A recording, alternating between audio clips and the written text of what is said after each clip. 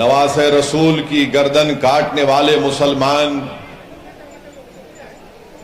इमाम हुसैन की गर्दन से बदतमीजी करने वाले मुसलमान,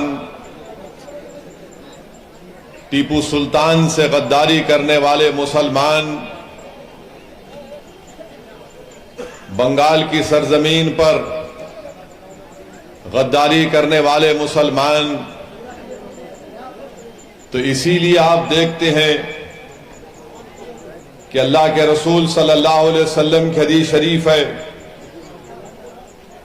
कि रसूलुल्लाह सल्लल्लाहु अलैहि वसल्लम मस्जिद में है और नमाज की सफ बनी हुई है और रहमतुल लिल आलमीन सल्लल्लाहु अलैहि वसल्लम उन लोगों का हाथ पकड़ पकड़ कर कह रहे उखरिज फइन्नका मुनाफिक। रसूलुल्लाह सल्लल्लाहु अलैहि वसल्लम फरमा रहे हैं ज़बान मुबारक से उखरिज फइन्नका मुनाफिक, निकालो इस मुनाफिक को, निकल यहां से। तो हमेशा हमको नुकसान अपनों से पहुंचाए, जिस पर हमने एहसान किया उसने हमको धोखा दिया, जो कमजोर था जिसको हमने आपने मुकाम दिया, अल्लाह ने इज्जत दी, उसको इज्जत रास नहीं आई। जिसको गरीबों ने अपने आंसुओं से अपने दुआओं से कामयाब किया, उसने उन गरीबों के उन आंसुओं की परवाह नहीं की। तो इसीलिए मेरे अजीज दोस्तों और बुजुर्गों, मेरी आपसे इल्तिजा है कि हमारे सफों में जो दुश्मन छुपे हैं उनको पहचानिए आप। जब तक हम इन दुश्मनों से अपने आप को पाक नहीं करते, हमको कामयाबी नहीं मिलेगी। सलाहुद्दीन अय्यूबी रहमतुल्लाह अलैह को बैतुल मुक़द्दस और मस्जिद अक़सा पर कामयाबी कब मिली? कई मर्तबा कोशिशें हुई, कामयाबी नहीं मिली। सलाहुद्दीन अय्यूबी फातेह बैतुल मुक़द्दस को कामयाबी उस वक्त मिली जब सलाहुद्दीन अय्यूबी ने बैठ कर यह कहा कि ये नहीं रहेगा, ये नहीं रहेगा, ये नहीं रहेगा। उसके बाद अल्लाह सुब्हानहू व तआला ने उनको कामयाबी से हमकिनार किया। मैं यकीनन आपका शुक्रिया अदा करता हूं कि आप तमाम ने मिलकर यहां से मजलिस इत्तेहादुल मुस्लिमीन के एक उम्मीदवार को यहां का विधायक और एमएलए बनाकर कामयाब किया। आपका एक बहुत बड़ा एहसान मजलिस इत्तेहादुल मुस्लिमीन पर है। मैं आपसे माफी भी चाहता हूं, इसलिए कि जिसको हमने और आपने मेहनत की, उन्हीं ने हमसे गद्दारी की। आप और हमने कोशिशें की कि जो लोग कामयाब होंगे वो गरीबों के दरमियान में बैठेंगे, जो कामयाब होंगे वो गरीबों के दर्द को समझेंगे। जब कोई विधायक बनेगा तो नौजवानों के आंख से बहते हुए आंसू को पहुंचेगा। जब कोई विधायक बनेगा तो वो मां और बहनों के उन ख्वाबों को पूरा करने की कोशिश करेगा। जब कोई कामयाब होगा तो हम और आपने ये समझकर मेहनत की कि ये हमारे घर पर आकर हमारी तकलीफ को सुनेगा। हमने जिसको कामयाब किया ये समझकर कामयाब किया कि वो जब विधानसभा में जाएगा तो ना सिर्फ कोचा दामन बल्कि सीमांचल की नाइंसाफी की आवाज को बुलंद करेगा। मगर अफसोस इस बात का है कि उन्होंने गरीबों के साथ बैठना पसंद नहीं किया, इन्होंने कमजोरों के साथ बैठना पसंद नहीं किया, इन्होंने मां और बहनों के ख्वाबों को पूरा करने के ताल्लुक से उसको सोचना छोड़ दिया। उन्होंने नौजवानों को हौसला दिलाने की कोशिश नहीं की, बल्कि इन लोगों ने मिलकर गरीबों का साथ छोड़कर जालिम लोगों के चौखट पर जाकर अपने सर को झुका दिया। मजलूमों से इंसाफ करने के बजाय जालिमों को और मजबूत किया। इख्तिदार में आने के बाद इख्तिदार पर बैठने वालों से पूछने के बजाय उन्होंने गुलामी को कबूल किया। ऐसे लोग हमारा कभी साथ नहीं दे सकते थे। और इन्होंने अपनी असलियत को दिखा दिया। ये गद्दारान कौम और मिल्लत हैं। अगर ये कह रहे हैं कि असदुद्दीन ओवैसी को तुमने धोखा दिया, तुमने असदुद्दीन ओवैसी को धोखा नहीं दिया। तुमने कोचा दामन के गरीबों और मजलूमों, नौजवानों को और माँ और बहनों के पीठ में तुमने खंजर घोंपा है और कभी भी यहां की आवाम तुमको माफ नहीं करेगी। अगर हिम्मत है तो आज आओ, इस्तीफा दो, आज इस्तीफा दो, मुकाबला करो, देखते हैं। मैं इन चारों बेईमानों से कह रहा हूं, अगर तुम में हिम्मत है तो इस्तीफा दो। खुदा की कसम खाकर कह रहा हूं, तुम जब दोबारा चुनाव लड़ोगे इस्तीफा देकर, तुम्हारी जमानत नहीं बचेगी। है तुम में हिम्मत तो बोलो, नीतीश को आ जाओ, तेजस्वी को आओ, तुम्हारे लिए कैंपेन करो। ओवैसी अकेला खड़ेगा, इन सबसे मुकाबला करेगा। मगर इस्तीफा नहीं देंगे, इस्तेसाल करेंगे। इनमें हिम्मत नहीं है इस्तीफा देने की। अरे तुम नहीं जीते, मजलिस की मोहब्बत में अवाम ने वोट दिया। तुम नहीं, तुम्हारी जात नहीं जीती, सीमांचल की लड़ाई के लिए अवाम ने वोट दिया। तुम्हारे बाप की वजह से तुम नहीं जीते, सीमांचल के गरीबों की वजह से तुमको कामयाबी मिली। ये समझ गए कि इनकी जात बहुत बड़ी है, इनफरादियत बहुत बड़ी है। अरे याद रखो, असदुद्दीन ओवैसी को अगर आज पहचान मिली तो अल्लाह के फजलो करम से मजलिस इत्तेहादुल मुस्लिमीन की वजह से मिली। मैं मजलिस की वजह से हूं, अगर मजलिस नहीं मगर नहीं हूं तो मैं कुछ भी नहीं। तो इन लोगों ने समझ लिया कि हम बहुत बड़े हो गए। अरे तुम कभी बड़े नहीं हो सकते।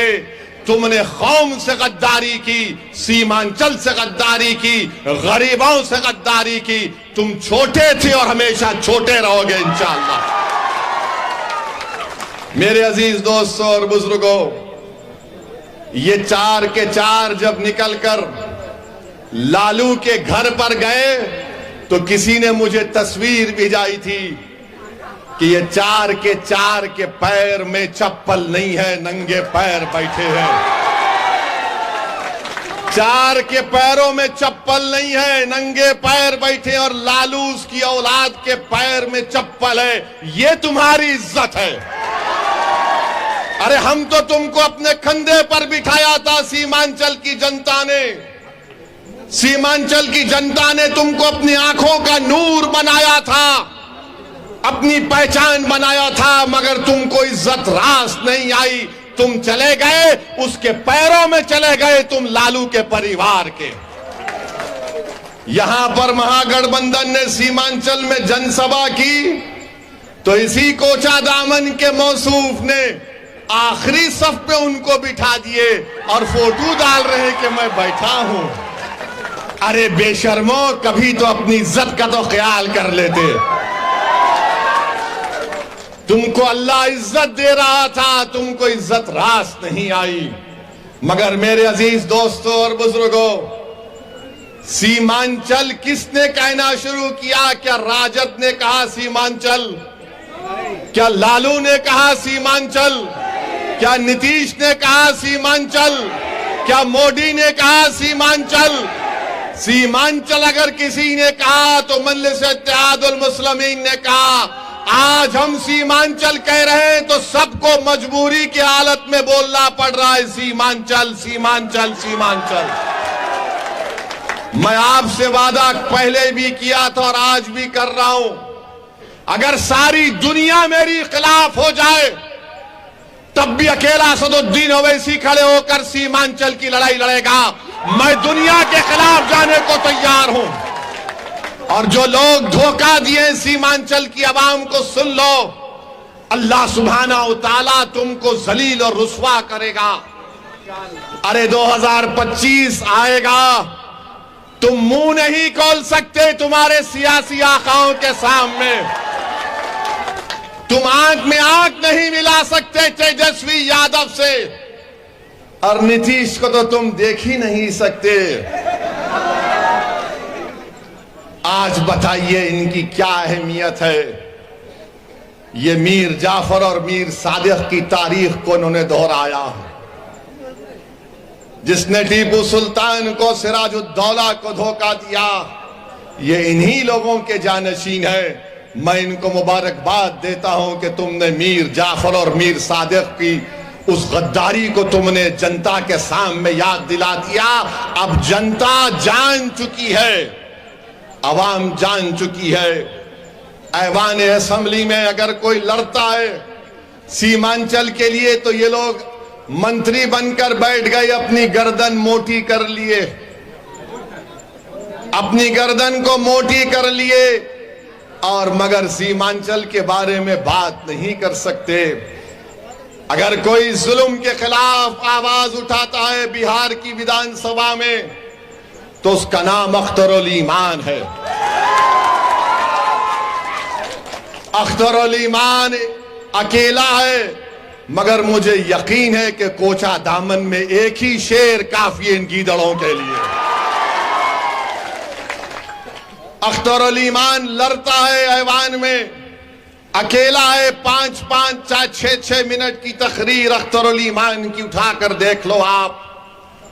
अख्तरुल ईमान सच्चाई को बयान कर रहा है, हुकूमत से लड़ रहा है, सवालात पूछ रहा है कि उर्दू टीचर का क्या हुआ जब वो मासूम 8 साल के बच्चे को सीवान में पकड़कर जेल में डाल दिया गया। उसके गले में रस्सी थी, उस बच्चे का नाम रिजवान, 8 साल का बच्चा। ये जितने बिहार के विधानसभा में मुसलमान एमएलए जीत कर गए, क्या रिजवान तुम्हारा बेटा नहीं था इसलिए तुमने आवाज नहीं उठाई? 8 साल का रिजवान गले में रस्सी डालकर 1 हफ्ता वो अपनी मां से दूर रहा। उसकी मां पुकार पुकार कर कह रही है कि मेरा बच्चा बच्चा है। वो 16-17 साल का नहीं है। मगर बिहार में क्या बीजेपी की सरकार थी या गठबंधन की सरकार थी जो गूंगी बनकर बैठी हुई थी? रिजवान की मां पुलिस स्टेशन के आगे 8 दिन तक अपने लखते जिगर के लिए तड़पती रही कि मेरा बेटा अंदर है, मैं कैसे बाहर जिंदा रह सकती हूं। ये इंसाफ महागठबंधन का। 8 दिन तक एक मां अपने 8 साल के बच्चे को तड़पती रही। किसने रिजवान के खिलाफ आवाज उठाई? किसने रिजवान की तकलीफ को अपने बेटे की तकलीफ की तरह महसूस किया? किसने उस तड़पती मां के आंसुओं को समझा? वो मजलिस इत्तेहादुल मुस्लिमीन और असदुद्दीन ओवैसी और अख्तरुल ईमान थे जिन्होंने रिजवान के लिए आवाज उठाई। ये महागठबंधन के लोग क्यों नहीं बोले रिजवान के बारे में? अरे तुम बोलो ना, रिजवान के बारे में तुमने क्यों नहीं बोला? बोलो, इल्जाम लगाने वाले हम पर, रिजवान पर नहीं बोले। वैशाली में गुलनार नाम की एक बच्ची, वैशाली में गुलनाज एक बच्ची का नाम था, उसको जला दिया गया। क्या गुलनाज के खिलाफ महागठबंधन का कौन सा मंत्री बोला? ये कोचा दामन का बेईमान जो भागकर तेजस्वी के पैरों में पड़ा हुआ है। क्या गुलनाज पर बोल नहीं सकते थे? नहीं बोलेंगे। अख्तरुल ईमान वैशाली को गए, गुलनाज के बारे में बोला, ये कुछ नहीं बोल सके। फिर मॉब लिंचिंग हुई गाया में, छपरा में, समस्तीपुर में, ये नहीं बोल सकते। मॉब लिंचिंग हुई मुसलमानों की, ये नहीं बोल सकते।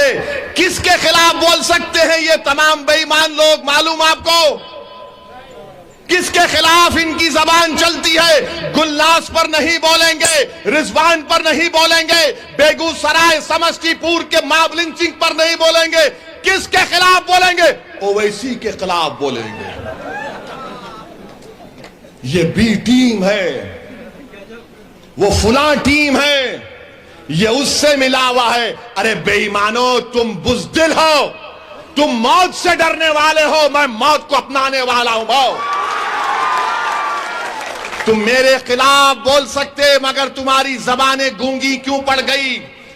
तुम रिजवान के बारे में नहीं बोले, गुलनाज के बारे में नहीं बोले, ये मॉब लिंचिंग के बारे में नहीं बोले, मगर इनकी जबान चलती है क्योंकि इनके जो सरों पर जो आका इनका बैठा है, इनका जो मालिक बैठा है, जो इनको पैसे देकर इनके ईमान को खरीद चुका है, जिनकी आंखों के सामने वो कठपुतली है, वो बोलेगा ए बोल ओवैसी के ऊपर फौरन बोलना शुरू कर दे, ए बोल ओवैसी पर बोल, फौरन बोलना शुरू कर देते।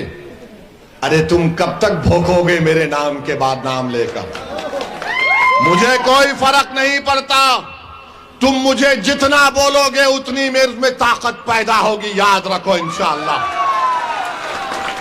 आज आप बताइए, ये सब बातें हो रही हैं और गठबंधन का जलसा हुआ, बीजेपी के अमित शाह का जलसा हुआ। अमित शाह ने कहा कि सीमांचल में घुसपैठियां घुस जाते हैं। अमित शाह साहब, इस मुल्क के होम मिनिस्टर तुम हो, मैं नहीं हूं। इस सीमांचल में कोई घुसपैठी नहीं है। इस सीमांचल में बाइज्जत भारत का शहरी रहता था और रहेगा इंशाअल्लाह ताला। घुसपैठी है, कौन घुसपैठी है, कहां का घुसपैठी है? मगर बीजेपी की साजिश ये है कि एनपीआर एनआरसी को लागू किया जाए घुसपैठियों के नाम पर। गठबंधन का जलसा हुआ तो नीतीश बोले, नीतीश कुमार क्या बोले? एक मुसलमान की पार्टी है। नीतीश कुमार साहब, आप मुसलमान हैं या कुशवाहा है, हमको बताओ। मुसलमान की पार्टी, लालू यादव यादवों के नेता, उनको नहीं कहेंगे यादव? तुम अपने आप को नहीं कहोगे कुर्मी कुशवाहा? तुम किसी ठाकुर को नहीं कहोगे, ब्राह्मण को नहीं बोलोगे, तुम किसी को नहीं बोलोगे, किसको बोलोगे? मुसलमान की पार्टी। क्या बिहार में सिर्फ मुसलमान ही वोटर है, दूसरा कोई वोटर नहीं है? नीतीश, कोई दूसरा वोटर नहीं है? नहीं, मुसलमान की पार्टी का तो हमने 4 को ले लिया।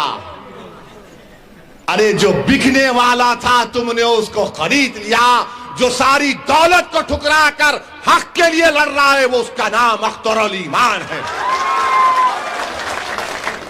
एक तरफ अख्तरुल ईमान तो चारों बेईमान।